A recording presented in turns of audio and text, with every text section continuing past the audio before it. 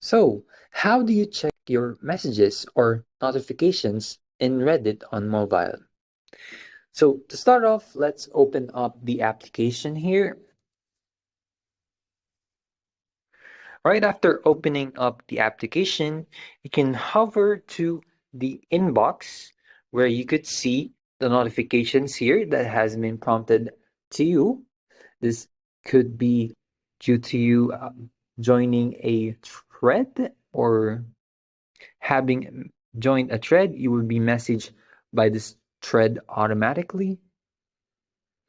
So this is where you basically see everything from messages, from replies, and for the latest post on the threads that you join.